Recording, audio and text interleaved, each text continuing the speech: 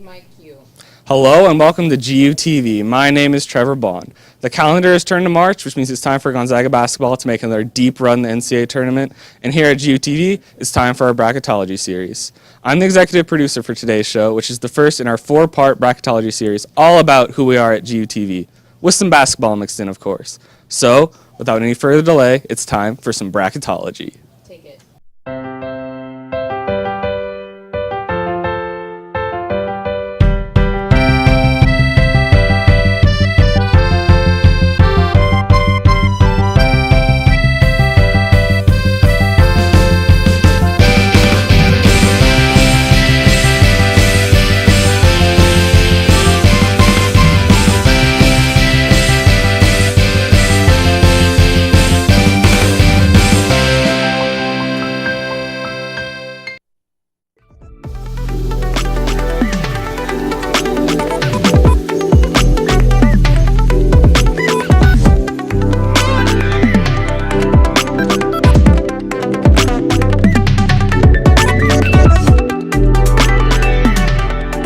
Hello and welcome to GUTV Bracketology. I'm Chrissy Lebke. And I'm Nicole Herman.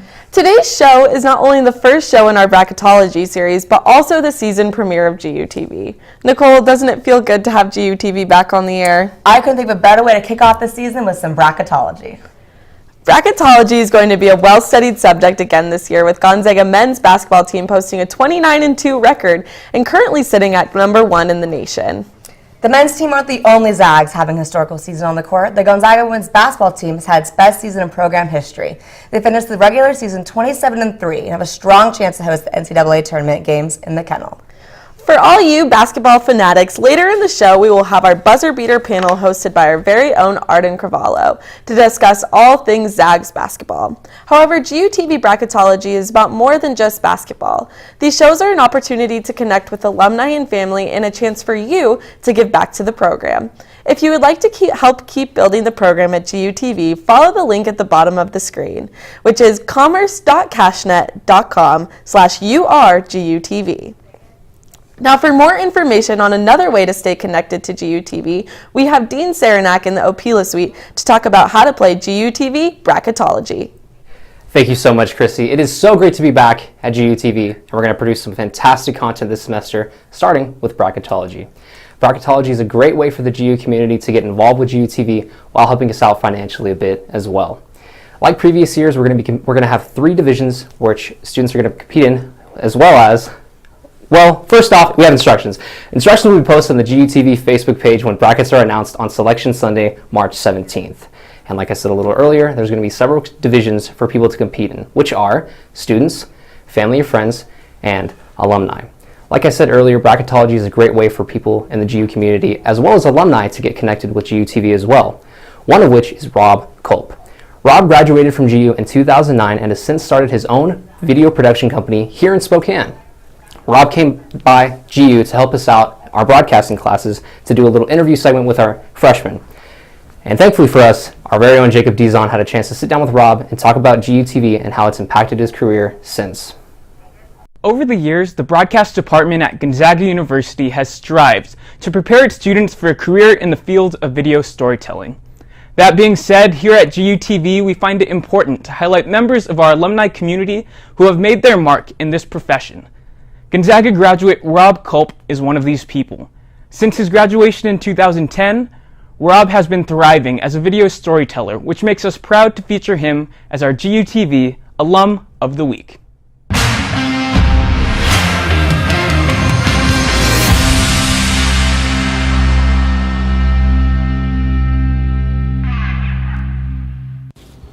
The man behind the magic is none other than Rob Culp. Since establishing Little Fish Productions in 2013, Rob has given a voice to local businesses in the Spokane area through his effort to tell their stories, the way GUTV once taught him to. It's interesting to look back at, especially things like learning to interview, and see how formative that was for me, and that has become like the cornerstone of our business. Like our business is built around telling authentic stories, sitting down with real people and telling real stories. And so it has just been such a privilege to be a part of this department as a student, and then even more so, I would say, as an adult who's on and doing professional things. And even though Rob's time as a student at GUTV is over, he knows that this community will always hold a special place in his heart. I don't feel like I was a part of the Gonzaga Broadcasting Department. I feel like I am a part of the Broadcasting Department. Putting his words into action, Rob continues to be involved with the program today, as he makes returns to campus to talk to young broadcast students and serve as a guest during their live interview exercises. I remember learning so many lessons from being the student and being able to run through these exercises that are very similar to what you're going to be put into in a professional setting. And it's just a great opportunity for students to be able to come and interview somebody and be like, oh, I did not do great. Let me figure out how I can do better next time. And even though I'm certain Rob didn't intend to take a jab at the interview skills of our 203 students, his understanding of progression and improvement are what make him successful today. It doesn't just end with graduation. Like, I felt supported by this program moving forward. And so I feel like I'm still part of the Gonzaga Broadcasting Department, even though I haven't been a student here in almost a decade. Through his efforts to maintain the practices that we as students are learning now, we will continue to look to Rob as an example of how GUTV alumni succeed as professional storytellers. Jacob Dizon, GUTV. We would like to thank Rob again for taking the time to let us showcase one of the many different paths alumni take with what they learn here at GUTV. As soon to be alumni, I'm excited to see my own path and GUTV will take me. Well, before we think that far ahead, next week many seniors will head to Las Vegas. This marks the yearly migration students and alumni take to cheer on the Zags in the WCC tournament. Our own Nicole is one of those seniors making the trip. So, how excited are you to go to Vegas? I am so excited. I've been looking forward to this all year. My friend group and I are very excited to travel down and get down there, so yeah. And when do you head out? I leave for Seattle on Friday and then fly out on Saturday for Vegas. Cool. And this has been such a senior tradition, and many seniors go or wait till their senior year to go. Have you been to Vegas before, and are you excited to, or has this something that you've been looking forward to? I do have family in Vegas, so I've been there a few times here and there, but I'm so excited to go with my friend group and my senior class. We've been all looking forward to it so long. I've always planned on going. My friend group is super prepared. They even put it all together and just kind of set me what room I was and how much to pay. So they're very prepared and ready. And when you get down there, who are you looking forward to seeing most? Oh my gosh, I am so excited to see the class of 2017. I was very good friends with those classmates. And of course, the UTV alumni Haley Nader. I'm really excited to see her. We took a lot of classes together, so it'll be fun. Well, so much fun. Well, it sounds like that the Zags will be well represented and everyone will be having a great time in Vegas. Coming up after the break, we will continue the senior theme as we highlight our GUTV Senior of the Week. I'm Chrissy Lebke, and you're watching Bracketology on GUTV.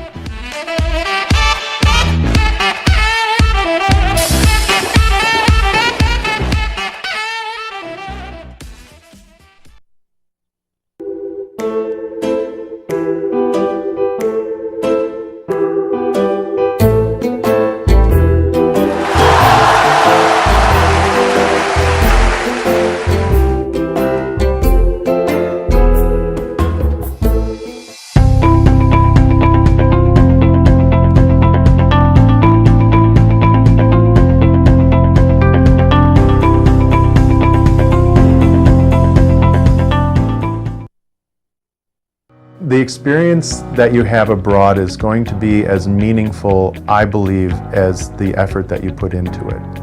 I hope that what Study Abroad and what the Center for Global Engagement in particular does is that it opens up the whole campus to both differences and both that engagement, that willingness to change, and by doing that lift you up in a way that expands your mind and helps you engage the world in a different way. Go abroad.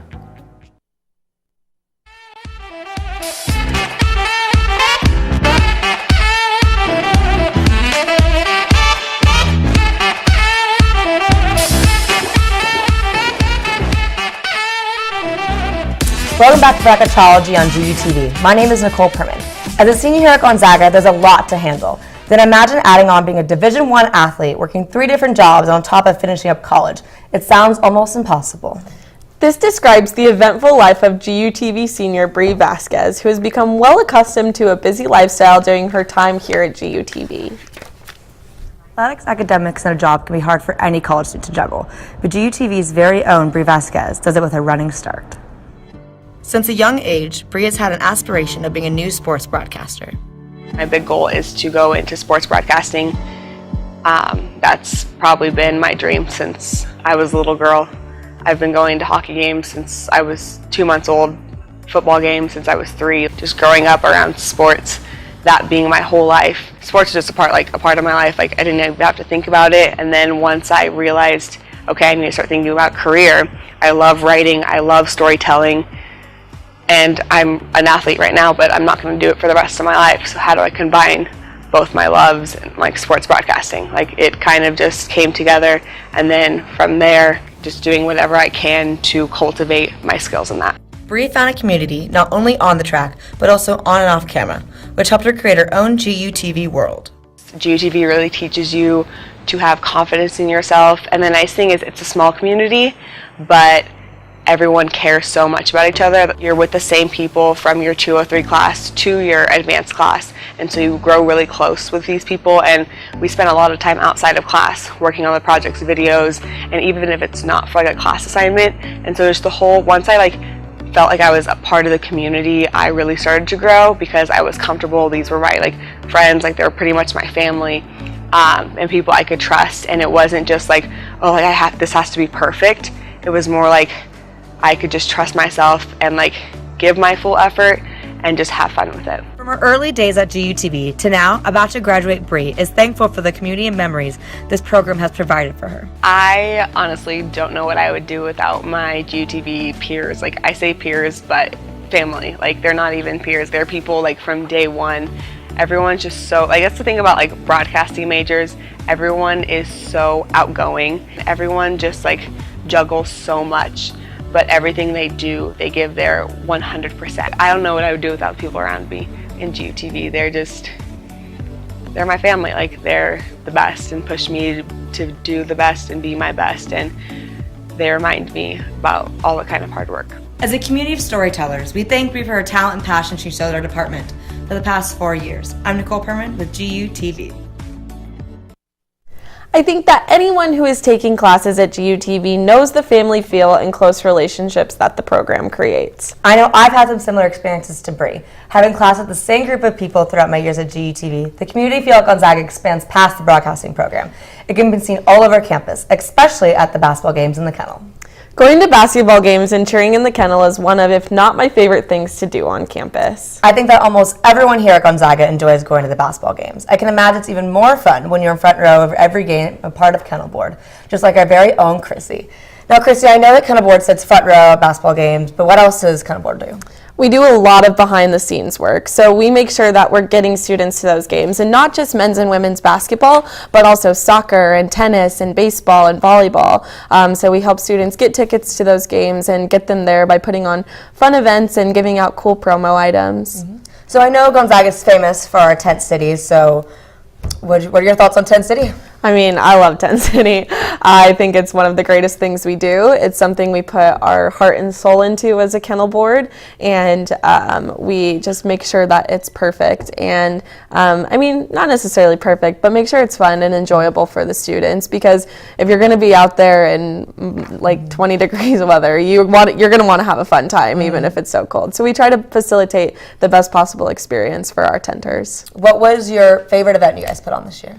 In the fall, we broke the men's soccer attendance record.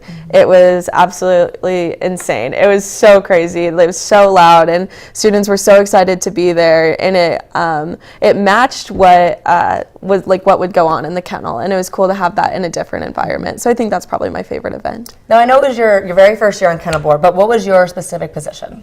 I am the special events coordinator. So I help put on events like tailgate parties or different events that kind of stay outside of men's and women's basketball, but I also am a support team member, so where I'm needed, I help out. So I know the application for the new kennel board for next year closes on Friday. Do you have any advice for anyone applying or for the future members of kennel board? For the future members of Kennel Board, I just want to say live it up. Live it up so much. It goes by so fast. I can't even believe we're in March, and I can't believe basketball season is ending. I mean, it's not over yet. We still have baseball, tennis, spring soccer, all of that, but I can't believe how fast it goes. So every single moment when you know you're having a good time, just live in the moment and enjoy it. All right. Well, for more on the feel of Tent City, we sent out our very own Bradley Miller to explore what the Tent City experience is really like.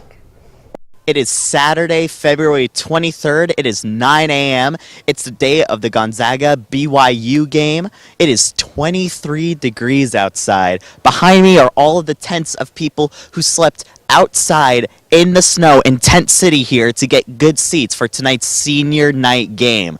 And today, I'm going to be asking one question. Why? Let's go.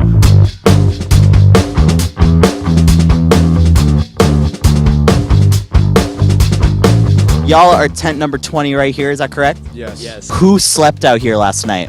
I did. He did. Yeah. Alright. Why? I actually don't know. Tent 26 here. Who slept out here last night? Our friend Ryan and me, part of it, yeah. Excited for the game tonight? Yep. We're going to beat BYU bad, man.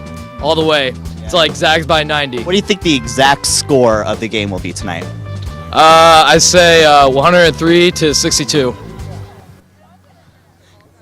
That's not by 90. So this is a beefy tent you got right here. Do y'all want to try doing like an MTV crib style of the tent? What's up, GUTV? Welcome to our crib. So this is a modern style tent.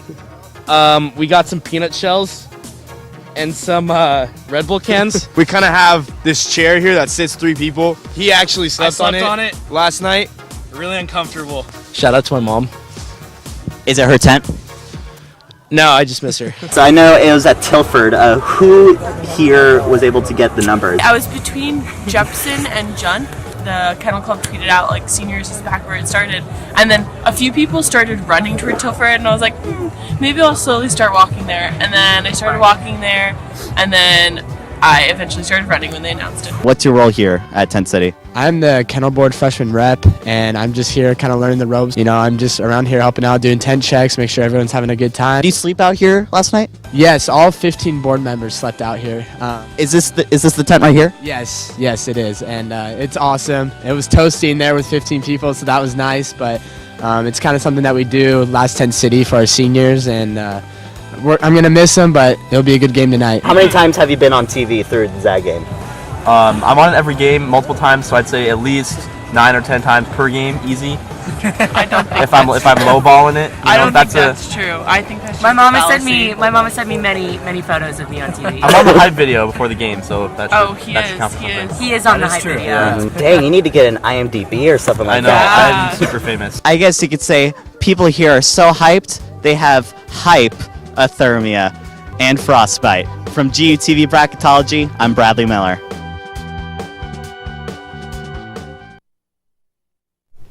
Thank you, Bradley, for that interesting look at why students sleep out in the cold to watch their Zags play.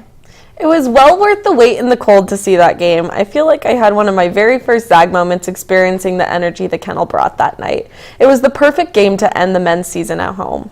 It was the only game that I tented for this year, and although it was cold, it made the game well worth it. It sure was. That is all from Nicole and I, but don't turn away. After the break, we will have our buzzer beater panel hosted by our very own Arden Cravallo. Before the time runs out and the buzzer sounds on the show, I'm sure they will discuss not only the BYU game, but the whole men's and women's season. They will also provide us with a look ahead into the WCC tournament. I'm Chrissy Lubke, and you're watching Bracketology on GUTV.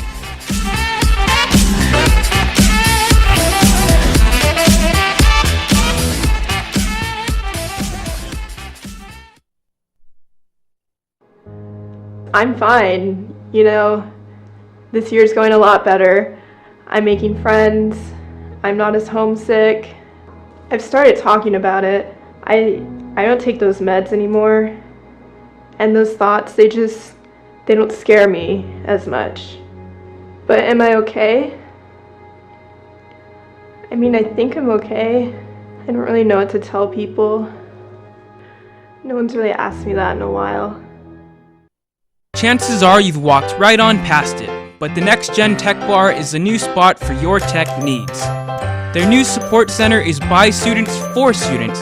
Don't be intimidated by their white lab coats because they are more than happy to help. Whether you need a password reset, software update, or a new Ethernet cable for your computer, the NGTV staff has got you covered. So come on by and get the help you need today.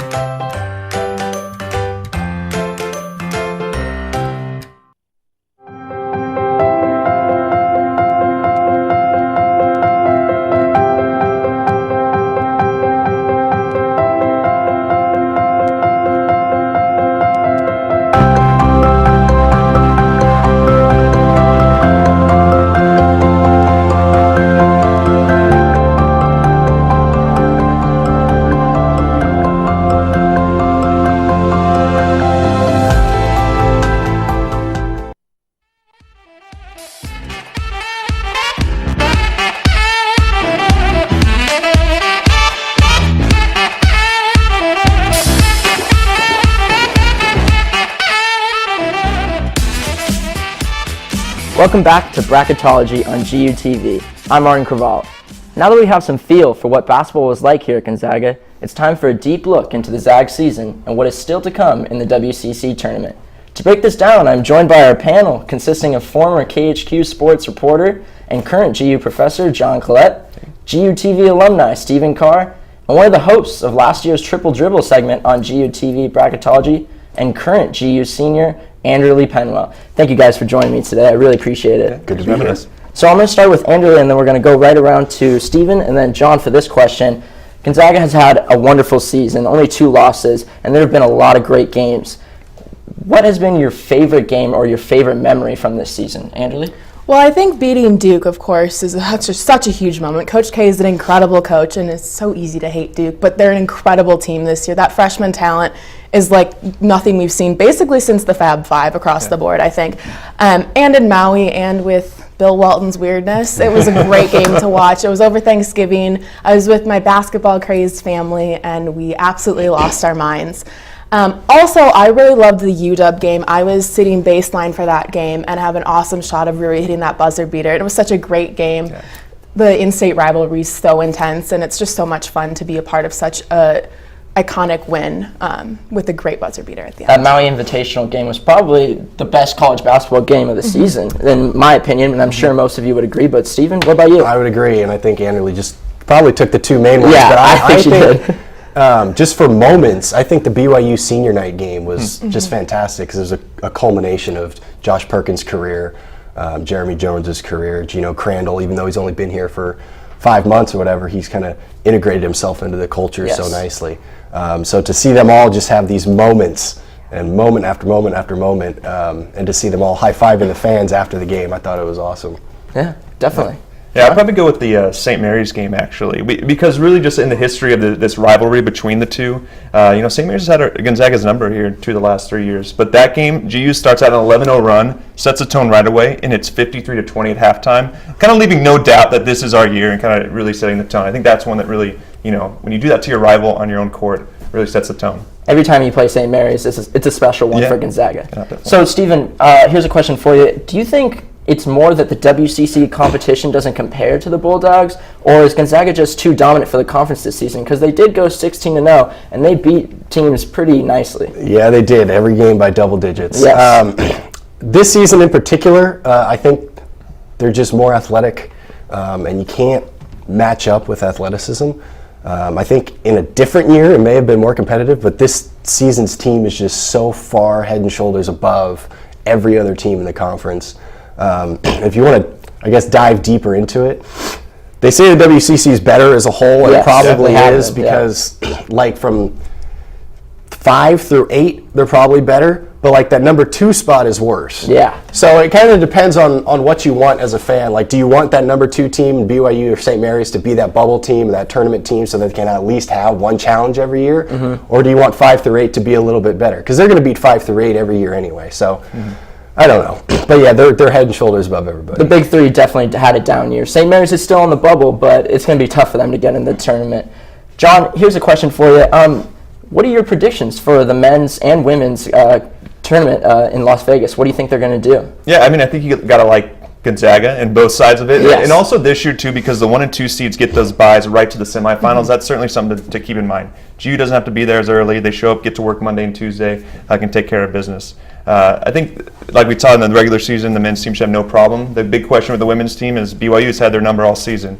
It's very cliche, but it is very hard to beat a team 3 times in a row. And you got to think, if this GU team is a top 15 team like they've shown themselves to be this year, they take care of business, they beat BYU, and hopefully get a top 4 seed in the NCAA tournament after they can take care of the West Coast Conference. Who do you think the Gonzaga men's are going to play in that championship game? Because you have them winning, obviously. Yeah, I like BYU, and I'm stealing Steve's thunder here. He has BYU knocking off St. Mary's in the semifinals. But I think based on what we saw from both teams this season, BYU is just a notch above, and certainly GU fans travel well. BYU fans travel really well to Las Vegas as well. It'll in essence be a home game for them as well. Yeah, that's very true. BYU definitely travels well, and they will this year, I'm sure. Andrew, here's a question for you. BYU, for the women's side, it seems like they are always the Gonzaga's kryptonite. They always have trouble playing against them. They dropped 2 in the regular season, and they might play them in a championship matchup in Las Vegas. What do they have to do to beat the Cougars? I think they just have to be consistent, because BYU this year for the women have been fairly inconsistent. They've dropped, or they only lost a couple conference games, but they only managed to beat some bottom tier conference opponents by just a couple points. So they really have to be consistent. And then when BYU came to Spokane, they put up like 10 threes against the women. So if we can really defend behind the 3-point arc and limit the scoring from out there, I think we should have a chance. We're going to stay with you, Andrew Lee. Gonzaga's men's, they've proven that they can play with anyone in the nation. But then on the women's side, they can also play with anyone in the nation. They beat Stanford early on, and they were close with Notre Dame for a while. Do you think they can play with anyone in March Madness? I think the number 4, number 5 seed is a really great position to be in, because you don't have the pressure of the number 1 and the number 2, but you're still going to get some good competition. You can kind of fly under the radar. And I think with the Stanford game, Tara Vanderveer is an incredible, legendary coach, and Muff McGraw over at Notre Dame as well is legendary, and they both have very good teams. And I think this is just a testament to Coach Fortier. She's incredible in her 5th season, and I think the program will just be going upward for the next couple of years, continuing the trend after they lost Jill Barta last year, who was arguably the best player since Courtney Vandersloot. So it'll be great to see them back in March this year, and I hope for the best. Good luck, ladies. I think that if they can continue this, the momentum will continue for the next couple of years. As long as Fortier is the coach for Gonzaga's women, they're set. They're going to be good for a long time. And then we're going to have another question for all you guys. We'll start with John. Sure. And we brought up Lisa Fortier and Mark Few. They were announced the WCC Coaches of the Year, and they're also in the running for the National Coach of the Year. How much do those two mean for this university and Spokane? Yeah, immense. And, we can talk about both sides. I actually want to just touch on Coach Fortier again. Let's flashback a few years ago. Kelly Graves leaves this program. He goes to Oregon. That decision by Mike Roth to hire within, not to go outside, to keep this train rolling. Yeah. Now in hindsight, looks, to be a brilliant move to see that this program's been able to stay at such a high level. And also, too, don't forget in that recruiting class, Laura Stockton was part of that first recruiting class that came in. They had one player elect to go to Oregon who also played at Gonzaga Prep in town. Laura Stockton stayed here, and now senior year having a really good year, and one of the reasons this team's in the top 15. So the consistency is certainly one of the keys for both of these coaches. That's exactly what I was going to say, is the consistency. Yeah. Mike Roth hiring within, which you kind of just said, kind of kept the consistency within the program. And that's kind of been one of the things over the last 20 years, both the men's and women's programs, is the consistency and the family atmosphere that is kind of cultivated all around campus. And because of that, it's kind of become Spokane too. So those two, Fortier and even Kelly Graves back when he was here, and definitely Mark Few, have a huge part in that. Oh yeah. What about you, Angela? How much do those mean? I think Coach Few is frankly the face of this university. There's a really interesting phenomenon called the Flutie Effect, where after a team has a really great upset, their admissions and applications the next year go up significantly. And frankly, that's part of the reason why I'm at this university. I'm from Madison, Wisconsin. I was supposed to go be a Badger like all of my family. Sorry, guys. But that's the reason I'm out here. I knew about this weird Gonzaga out in Spokane or something, and I really wanted to go to a school with a marquee program. And Mark Few is one of the reasons why I'm here, of course, all of the academics and other great Jesuit qualities as well. But he was able to put this school on the map and bring it out of nowhere. And I was actually talking to my dad last night about this, and he goes, they should rename it the Adam Morrison Effect, because I remember being a little kid and watching this guy with moppy hair just killing it in March, and he was the man on campus and across the nation. He was so much fun to watch, and he really just brought this school to a new level in terms of basketball and national, spotlight. I think you made the right choice coming to Gonzaga instead of Madison, Wisconsin, but that's okay. I would like to thank you guys. I really appreciate you guys joining me, and we'll see you guys for the next panel. Yeah, sounds good. I would like to thank the rest of the Buzzer Beater panel for joining me. Great show. Make sure to tune in to the second installment of GUTV Bracketology on Tuesday, March 19th at 10 a.m. This show will include a full breakdown of the Zags bracket and hopefully the road to the Final Four. This show will also feature the women's basketball team's historic season, Senior of the Week, Cohen Jenkins, and GUTV alumna, Brenna Green. For all of us here at GUTV, I would like to thank you for tuning in to the GUTV Bracketology show. Follow the link below to donate and help keep building the program. Also, make sure to stay tuned to our social media pages for instructions on how to play GUTV Bracketology. For GUTV, I'm Martin Craval. Thanks for watching, and go Zags!